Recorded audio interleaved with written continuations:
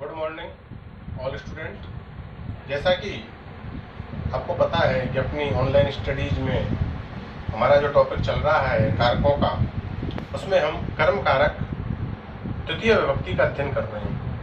तो कर्म कारक द्वितीय विभक्ति में एक सूत्र हमारा रह रहा था जिसका नाम है अकथितञ्च। क्या नाम है सूत्र का? अकथितञ्च। तो अकथितञ्च सूत्र का जो प्रयोग है, इस सूत्र का प्रयोग वह द्विकर्मक धातुओं के योग में किया जाता है। अकथितञ्च सूत्र का प्रयोग कहाँ किया जाएगा? द्विकर्मक धातुओं के योग में किया जाएगा। अब द्विकर्मक धातु क्या होती है? ऐसी धातुएं जिनका प्रयोग किया जाए किसी भी वाक्य के अंतर्गत, तो वहां दो द्वि अर्थात दो, कर्मक अर्थात कर्म, तो वहां दो कर्म उपस्थित होते हैं। कितने कर्म? दो कर्म। ऐसी द्विकर्मक धातुओं की जो संख्या होती है वह 16 है। कितनी है? 16 है।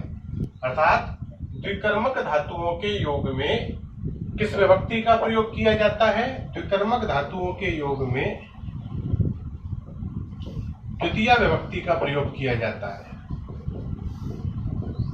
द्विकर्मक धातुओं का जब प्रयोग किया जाता है तो वाक्य में कितने कर्म उपस्थित होते हैं? दो कर्म उपस्थित होते हैं। द्विकर्मक धातुओं की संख्या कितनी है? 16। इनकी संख्या 16 है। अब ये जो द्विकर्मक धातुएं हैं जिनमें द्वितीय विभक्ति का हम प्रयोग कर रहे हैं, तो इसमें ये दो कर्म कौन कौन से होते हैं, इसके ऊपर हम थोड़ी चर्चा करें। एक कर्म इसके अंदर प्रधान होता है, उस प्रधान को हम मुख्य भी कहते हैं। प्रधान कर्म अथवा मुख्य कर्म। और एक कर्म इसके अंतर्गत अप्रधान होता है, जिसे हम गौण भी कहते हैं, जिसे हम गौण कर्म भी कहते हैं। तो अब इस सूत्र के अंतर्गत आपको ये 16 धातुएं याद होनी चाहिए, क्योंकि ये 16 धातुएं अगर आपको याद होंगी तो आप बहुत ही आसानी से यह देख सकते हो कि अमुक वाक्य में जो वाक्य वह आपको देगा उस वाक्य में द्वितीय विभक्ति का प्रयोग क्या किया जाएगा अथवा नहीं। क्योंकि ये 16 धातुएं जहां होंगी वहां पर अकथितञ्च सूत्र तथा द्वितीय विभक्ति का प्रयोग किया जाएगा, क्योंकि उसमें द्विकर्मक अर्थात दो कर्म विद्यमान होते हैं। अब बात आती है वह 16 धातु होती कौन कौन सी है। तो देखो, वे 16 धातु होती हैं दुह, याच, पच, दंड, रुद्र, प्रच्छ, ची, भ्रू, शास, जी, मथ, मुश, नी, री, कृश, वह। यह 16 धातु हैं। दुहु, याच, पच, दंड, रुद्र, प्रच्छ, ची, प्रू, सास, जी, मथ, मुश, नी, री, कृश, वह। ये 16 धातुएं किस नाम से जानी जाती हैं? द्विकर्मक धातुओं के नाम से जानी जाती है। चलो इनका हम थोड़ा अर्थ जानते हैं। दुह का तात्पर्य होता है दोहना,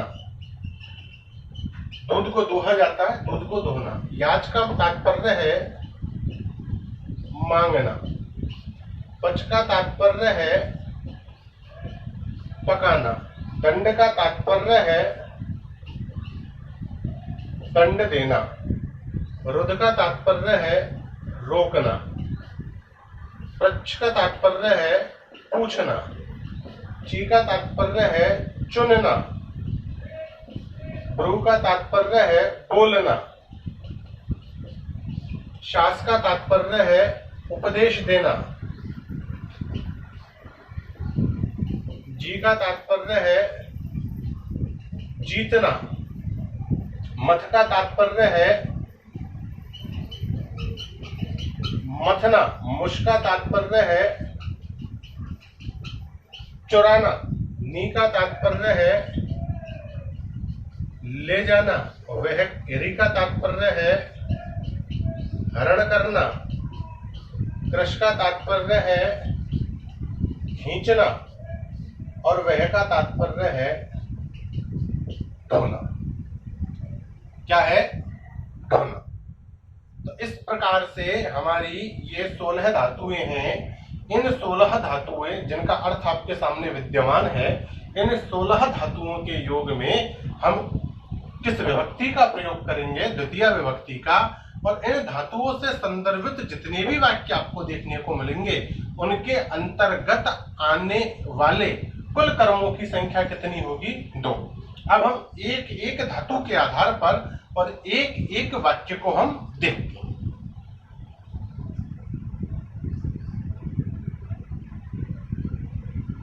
देख रहे, एक बार इसका स्क्रीनशॉट ले लें। इसका स्क्रीनशॉट लेने के साथ में ही हम दूसरा चालू करेंगे।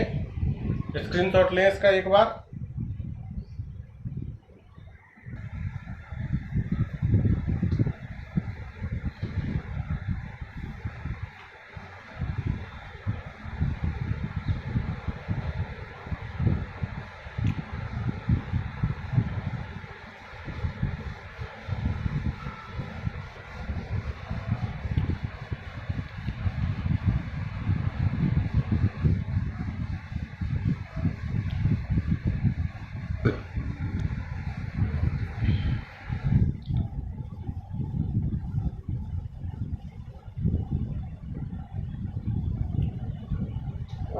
देखें, प्रथम जो धातु थी हमारी दो।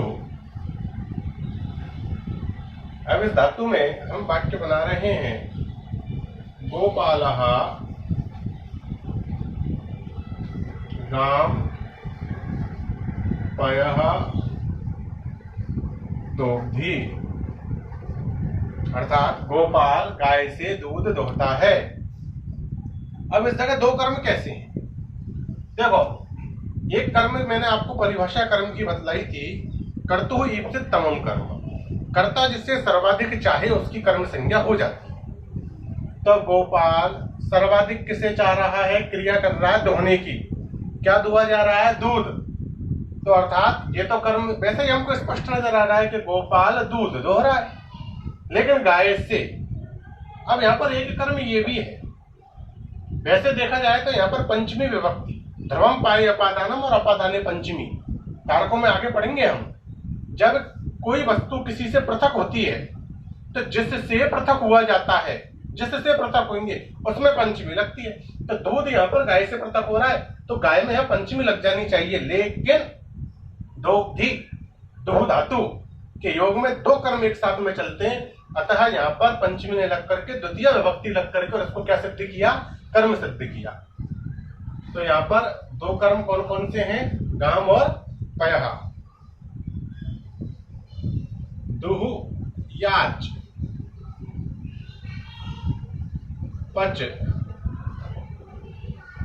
दंड,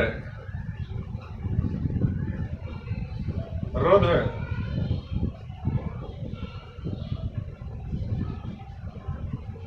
प्रच्छ, ची, ब्रू, शास, जी, मथ, मोश। यहां तक देखें पहले। याच, वामनः बलिम वसुधाम याचते। वामन बलि से पृथ्वी को मांगता है। याच धातु आई है, दो कर्म लगेंगे, एक कर्म तो लगा बलिम, एक वसुधाम। पृथ्वी को मांगता है तो ये तो स्पष्ट नजर आ रहा है, लेकिन बलि से, तो बलि से पृथ्वी क्या हो रही है? पृथक हो रही है। सह तंडुलान ओदनम पचती। वह चावलों से भात को पकाता है। देखो, चावल और भात प्रायः सुनने में एक जैसा लगता है, लेकिन वास्तविकता में जमीन और आसमान का अंतर है, बिल्कुल भिन्न है। चावल होती है अपरिपक्व अवस्था, असिद्ध अवस्था, जैसा कि हम मार्केट से लेकर के आते हैं, और भात होता है पक्वावस्था, जिसे हम पका लेते हैं, जिसे हम सिजो लेते हैं, वो तो बन जाते हैं भात। और उससे पूर्व अवस्था, जिसे हम अपक्व अवस्था कहते हैं, असिद्ध अवस्था कहते हैं, वो होते हैं तंडुल अर्थात चावल। तो यहाँ पर तंडुलान और ओदनम, धातु कौन सी है? पच। पच धातु के योग में दो कर्मों का प्रयोग किया जाएगा। चावलों से ओदनम अर्थात भात को पकाता है। नृपः गर्गान शतम दंड्यति। राजा गर्गों को 100 रुपये दंड देता है। तो गर्गान शतम दंड्यति, यहां पर गर्गान और शतम ये दोनों क्या है? कर्म है। एक प्रधान कर्म है और एक अप्रधान कर्म है। सह गाम ब्रजम अवरुणद्धि। वह गाय को ब्रज में आने से या घुसने से या जाने से रोकता है। गाय को ब्रज में जाने पर रोक रहा है। अतः यहां पर दो कर्म हुए, एक तो गाय और एक ब्रज, क्योंकि रुद्र धातु है। अब उपसर्ग का प्रयोग जरूर हुआ है। अगर आप अब उपसर्ग नहीं लगाओ तो ऋणद्धि बनता है, लेकिन अब उपसर्ग हमने लगाया है, तो यहाँ पर अब उपसर्ग किस लिए लगाया है? गाय को ब्रज में जाने से रोक रहा है। ऐसा उपसर्गों में पढ़ेंगे।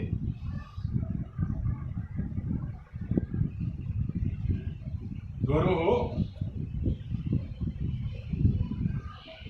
शिष्यम प्रश्नम पृच्छति। गुरु शिष्य से प्रश्न को पूछता है। धातु कौन सी है? पृच्छ।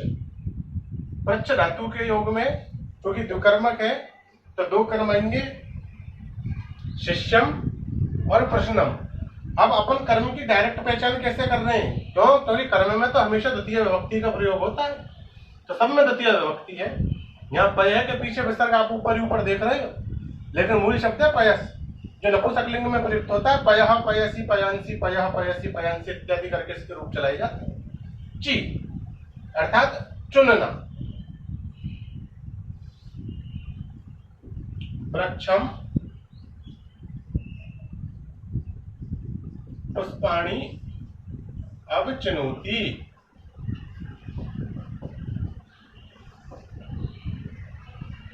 पेड़ से पुष्पों को चुनता है। वृक्ष और पुष्प, यहाँ पर कितने कर्म है? दो कर्म, क्योंकि ची धातु के योग में किसका प्रयोग है? द्विकर्म अर्थात दो कर्मों का प्रयोग करेंगे अपन यहाँ पर। ब्रू, ब्रू अर्थात बोलना।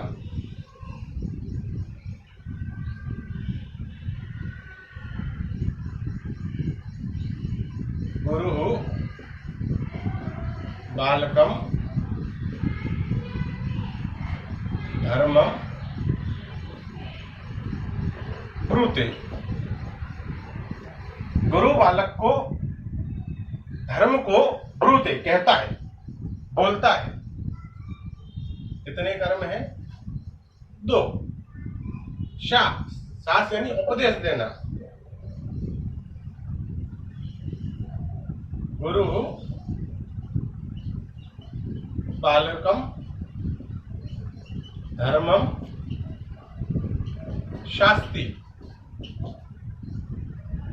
गुरु बालक को धर्म का उपदेश देता है। यहां पर कितने कर्म हैं? 2। जी अर्थात जीतना। तो जी का तात्पर्य जीतना। जैसे हम कहें देवदत्तः यज्ञदत्तम शतम जयति। देवदत्त यज्ञ दत्त से 100 रुपयों को जीतता है। तो यहां पर यज्ञ दत्तम और शतम, क्योंकि धातु कौन सी आई है? जी अर्थात जीतना। तो उसके योग में अपन ने द्विकर्मक धातु 2 कर्मों का प्रयोग किया है। मत अर्थात मथना, जैसे कि देवताओं ने समुद्र मंथन किया था और उससे अमृत की प्राप्ति हुई थी। तो मथ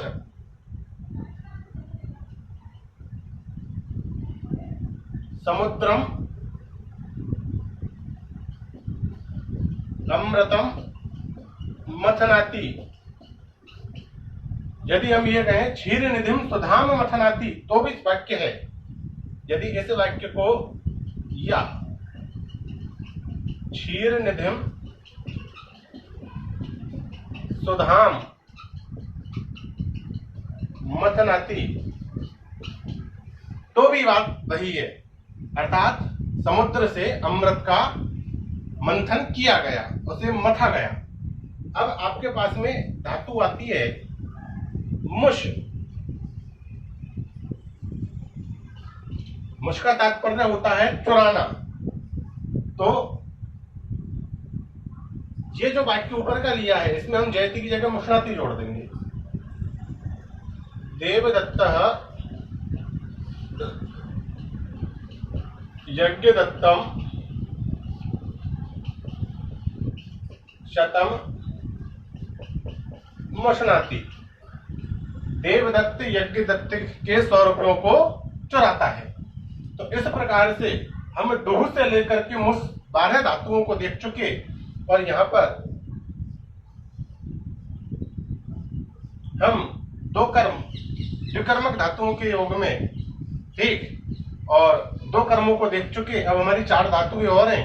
एक बार आप इसका स्क्रीनशॉट लें, जिससे हम आगामी धातुओं के ऊपर चर्चा करें।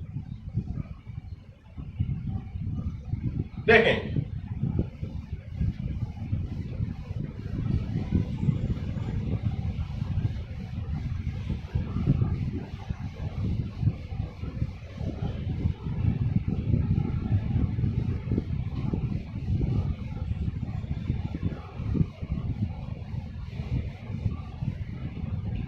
अगली धातुएं हैं आपकी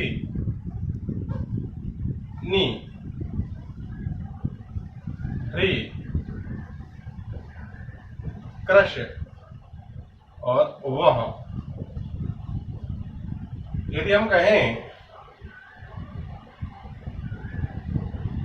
बालकः ग्रामम अजाम नयति। बालक गांव से बकरी को ले जाता है। नी धातु के योग में द्विकर्मक 2 कर्म है, ग्रामम और अजाम। बालकः ग्रामम अजाम हरति। हरी धातु है, तो ग्रामम और अजाम। कृष बालकः ग्रामम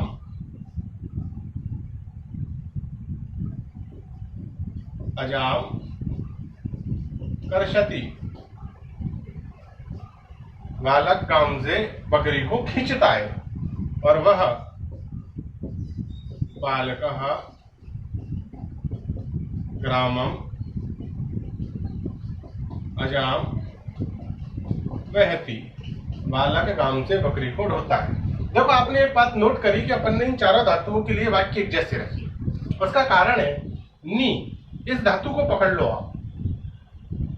नी का शाब्दिक अर्थ होता है ले जाना। चाहे इन धातुओं का अलग अलग अर्थ निकल रहा है। हरि का तात्पर्य होता है हरण करना, कृष का तात्पर्य होता है खींचना, और वह का तात्पर्य होता है ढोना। अर्थ तो सबके अलग अलग हैं, लेकिन ये सभी अर्थ प्रभावित करते हैं ले जाने को, क्योंकि नी अर्थात नयति तो भी ले जा रहा है, हरि अर्थात हरण कर रहा है तो भी लेकर के जा रहा है, कृष अर्थात खींच रहा है तब भी उसको लेकर के जा रहा है, और वह अर्थात ढो रहा है तब भी वह उसको लेकर के जा रहा है। अतः हमने इसके उदाहरणों को एजिट रखा। अब यहाँ पर हमको धातु देखी नी, हरि, कृष और वह। ये धातुएं द्विकर्मक धातुएं 12 और 4 16 धातुओं के योग में। तो इनके साथ में हमने 2 कर्मों का क्या किया, प्रयोग किया, और इन 2 कर्मों के प्रयोग के साथ में हमारा एकथितंच सूत्र भी पूर्ण होता है, और इसी के साथ में हमारी जो द्वितीय विभक्ति है वह द्वितीय विभक्ति भी हमारी कंप्लीट होती है। आगे हम अगली विभक्ति लेकर के आएंगे, तृतीय विभक्तिकरण कारक। धन्यवाद।